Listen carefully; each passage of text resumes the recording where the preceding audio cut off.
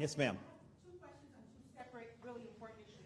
The first is February the 14th, will be 5 years since Parkland. If you're satisfied that there have been enough changes in Florida law to prevent or to try to prevent another school massacre.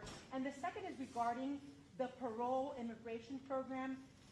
Illegal crossings to the border have reduced significantly.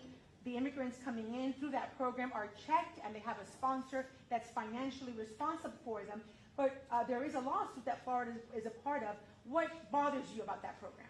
They're not following the law. That's what bothers us. So parole is not a license to nullify the law. And what they're doing is they are applying rules that are in direct conflict with the law. So we are a country based on the rule of law. If you want to change law to make the border even more open, you could do now. I would not support that. But the reality is they are just amending the law through executive fiat. And so Ashley has been leading that case.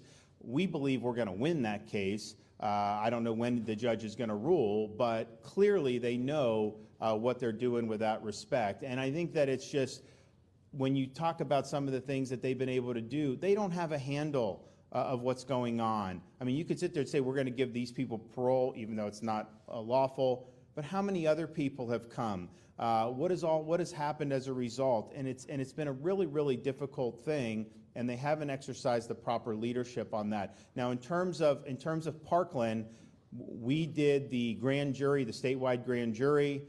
Soon after I became governor, of course, I suspended the sheriff, and the Senate terminated him from Broward. And you've seen changes in the school board and the superintendent and all that. So before I became governor, nobody had been held accountable for any failings.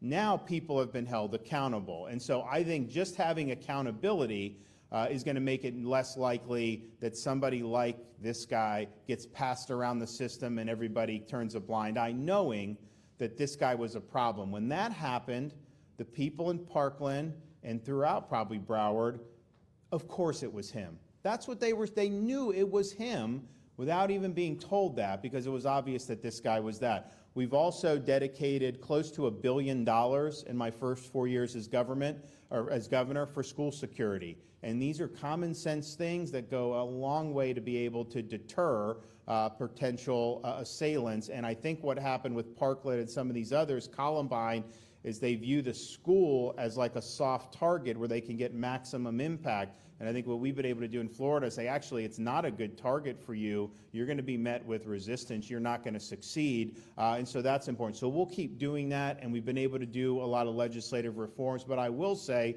that does tie in here that I mentioned with the lack of a capital sentence. When this guy takes out all these innocent students, and some adults, but mostly these innocent students, and he ends up going to be in jail on or in prison on the taxpayer dime, and it's just wrong. And so we've got to get right on that. That was a bad Florida Supreme Court decision that has since been reversed and rectified. And so let's work with the legislature and make sure that going forward we have justice. And justice is not one person nullifying an otherwise appropriate and lawful sentence. All right, thanks everybody.